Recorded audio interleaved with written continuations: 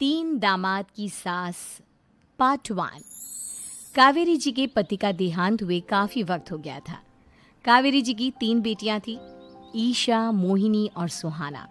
तीनों ही काफी होशियार और नौकरी करने वाली थी, लेकिन उन तीनों से कावेरी जी इतना प्यार करती थी कि उनकी शादी की उम्र होने पर भी उन्हें पराये घर भेजने का उनका मन ही नहीं हुआ। अरे तुम तीनों मेरे कलेजे का टुकड़ा हो। जब भी तुम्हारी शादी के बारे में सोचती हूँ ना, बड़ा डर लगता है। सही कहती हो मम्मी, हम भी आपसे बहुत प्यार करते हैं। हाँ, मम्मी पापा की जाने के बाद अब बिल्कुल अकेली हो गई हैं। और मम्मी, अगर हम तीनों शादी करके चले गए तो आपका ख्याल कौन रखेगा? लेकिन अपनी खुशी की वजह से मैं तुम तीनों को बिना शादी के भी तो नहीं देख सकती ना बेटा। समाज के हिसाब से देखे तो यह भी गलत होगा और मैं ऐसा कुछ नहीं चाहती। लेकिन तुम तीनों से दूर होने के बारे में सोचती हूँ तो अजीब सा लगता है। लेकिन मम्मी, हम आपको इस तरह अकेला छोड़कर नहीं जा सकते।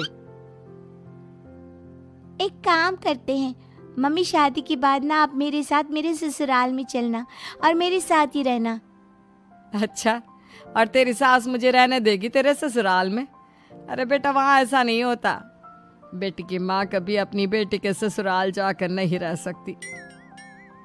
एक काम करते हैं माँ, आप ईशा और सुहानी की शादी कर दीजिए और मैं हमेशा आपका बेटा बनकर आपके साथ ही रहूंगी। मुझे नहीं करनी शादी। अरे मेरी बेटियां मुझसे कितना प्यार करती है, मेरी वजह से अपनी पूरी जिंदगी दांव पर लगाने को तैयार है। लेकिन मैंने ना इससे भी एक अच्छा उपाय सोचा है। क्या मम्मी? अगर आपके पास कोई सोल्यूशन है तो फिर क्यों परेशान हो आप? बताइए, क्या करना चाहती हैं आप? मैंने सोचा है कि अखबार में इश्तिहार देकर तुम तीनों के लिए 3 घर जमाई दामाद ढूंढ लूंगी। वैसे भी नौकरी तो तुम तीनों अच्छे से कर लेती हो, कमा भी अच्छा खासा लेती हो। कोई भी लड़का तैयार हो जाएगा तुमसे शादी करने के लिए। अरे मम्मी, ये हुई ना बात। इससे हमें आपसे दूर भी नहीं जाना पड़ेगा और आपको अकेला भी नहीं रहना पड़ेगा। हाँ मम्मी, ये बहुत अच्छा तरीका है। मैं तो कहती हूँ आज ही अखबार में ऐड निकलवा देते हैं।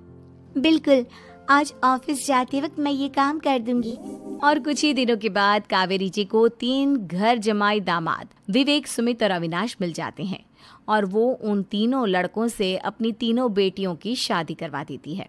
शादी के कुछ दिन के बाद, अरे अब शादी हो गई, छुट्टियां खत्म, तुम तीनों जाकर नौकरी करो, कुछ काम करो।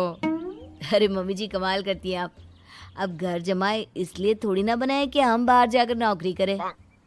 मम्मी जी, मेरा तो घर जमाए बनने का मकसद ही यही था कि कमाने वाली बीवी मिल जाए। बाहर जाकर काम करने से तो मेरा दिल घबराता है। घर का कोई काम है तो बता दीजिए मुझे। अगर ऐसी बात है तो शाम का खाना बनाओ। मेरी बेटियां नौकरी से थकी हारी आती है, अब नौकरी नहीं कर सकते तो कोई बात नहीं, घर का काम करो तुम लोग। मैं तो घर का काम करने में बहुत खुश हूँ। बस ये बाहर धूप में निकलना, रास्ते में जाना, नौकरी करना, ये सब मुझसे नहीं होता। बिल्कुल ठीक कह रहा है सुमित। अरे गर्मी में, बारिश में, सर्दी में घर से निकल कर जाना और उधर बॉस की चिक चिक सुनना, इससे बढ़िया तो यह है कि मैं घर में झाड़ू पोछा कर लूँ। ठीक है, फिर तुम झाड़ू पोछा करना। अविनाश शाम का खाना बनाएगा और विवेक तुम सुबह का नाश्ता और खाना बनाओगे।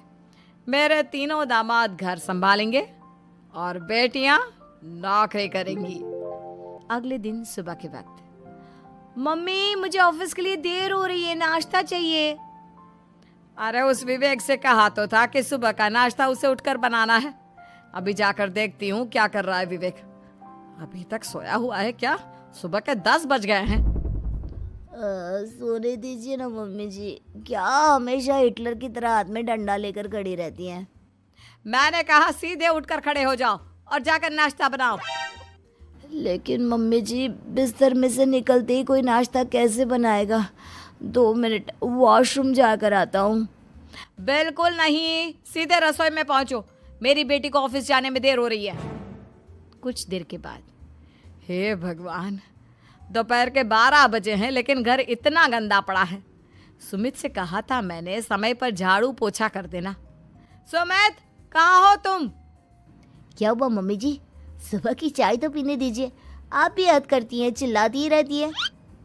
ये सुबह की चाय है या दोपहर की चाय? अगर तुम 12 बजे उठकर सुबह की चाय पियोगे तो क्या शाम का खाना रात के 3 बजे खाओगे? मम्मी जी चिल्लाइए मत, बताइए बात क्या है?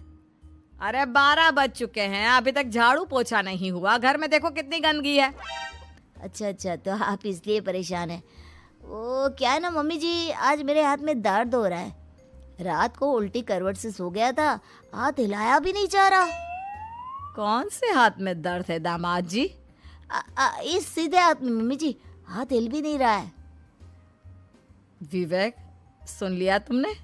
सुमित के हाथ में इतना दर्द है कि बेचारे का हाथ भी नहीं हिल रहा। आज तो ये खाना भी नहीं खा पाएगा। तो एक जन का खाना कम ही बनाना। ठीक है मम्मी जी।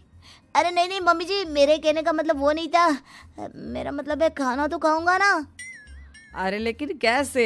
हाथ तो हिल भी नहीं रहा है। अरे मम्मी जी, आपको ना किसी जेल में जेलर होना चाहिए था। बेकार में हमारी सास बनकर जिंदगी खराब कर रही हैं। अरे लगाता हूँ पोछा। एक बेचारा घर जमाई और कर भी क्या सकता है। शाम को जब ईशा, सुहाना और मोहिनी ऑफिस से लौट कर आती हैं। मम्मी, शाम के खाने में क्या बना है? अब ये तो तेरे पति को ही मालूम होगा ना बेटा, उसने ही खाने की जिम्मेदारी ली थी। लगता है मम्मी आपने ये घर जमाए वाला तरीका अपनाकर मुसीबत मोल ले ली है। आपके तीनों घर जमाए कितने आलसी हैं। मेरे वाले को देखो, दोपहर के 12 बजे सुबह की चाय पीता है और काम क्या करना चाहता था? घर का झाड़ू पोछा। मम्मी बता रही थी कि आज उसने घर का झाड़ू पोछा शाम की 5 बजे किया था। अब क्या बताऊं बेटा, सुबह से हाथ दर्द का बहाना करके बैठ गया था। कहता है हाथ में बहुत दर्द हो रहा है, हिला भी नहीं जा रहा। सब बहाने मम्मी। ये तीनों घर जमाए मिलकर ना बस बैठकर खाना खाना चाहते हैं, काम धाम तो बिल्कुल नहीं करना चाहते। अरे लेकिन ऐसे काम नहीं चलेगा ना, मुझे इन तीनों को सबक सिखाना ही पड़ेगा। अरे तो मम्मी, आप हिटलर से कम है क्या? आपने जब हम तीनों को सबक सिखा कर इतना लायक बना दिया, तो इन तीनों नालायक दामाद को भी आप कुछ न कुछ तो बना ही देंगी। हाँ मम्मी, बस अपने अंदर के हिटलर को बाहर लाइए और अपनी तीनों दामादों को अच्छी तरह से सबक सिखाइए। रही बात आपकी बेटियों की, तो हम तीनों तो हमेशा से आपके साथ हैं। अरे लेकिन बेटा, इस काम के लिए तुम तीनों को मेहनत करनी पड़ेगी। कैसी मेहनत मम्मी? ऑफिस में तो वैसे ही बहुत मेहनत करते हैं हम तीनों। अरे प्रेग्नेंट हो जाओ, प्रेगनेंसी का बहाना बनाकर कह दो कि तुम तीनों ने नौकरी छोड़ दी है 2 साल के लिए, और जब घर में खाने के पैसे नहीं होंगे तो अपने आप काम पर जाएंगे ये तीनों। वाह मम्मी, क्या आइडिया दिया है। मैं तो कल ही जाकर कहने वाली हूँ कि मैं प्रेग्नेंट हो गई हूँ। फिर देखना कैसे मेरा पति अविनाश भाग भाग कर काम पर लग जाएगा। और फिर 2 दिन के बाद, सुमित, मैं ना प्रेग्नेंट हूँ और इसलिए अगले 2 साल के लिए मैंने अपनी जॉब छोड़ने का फैसला ले लिया है। विवेक, पापा बनने वाले हो तुम। अब से ना तुम्हें ऑफिस जाना होगा, क्योंकि मैं तो 2 साल के लिए छुट्टी पर चली गई हूँ। अविनाश, अब तुम्हें जिम्मेदारी संभाल लेनी चाहिए, वरना ये घर कैसे चलेगा। हम दोनों मम्मी पापा बनने वाले हैं। लेकिन कावेरी के तीनों आलसी दामादों पर अपनी बीवियों की बात का कोई असर नहीं हुआ। धीरे धीरे कावेरी जी को चिंता होने लगी, क्योंकि उनके प्लान के हिसाब से तीनों बेटियों ने ऑफिस जाना बंद कर दिया था। आखिर क्या तरीका अपनाएंगी कावेरी अपने आलसी दामादों को काम करना सिखाने के लिए? जानने के लिए सुनिए इस कहानी का पार्ट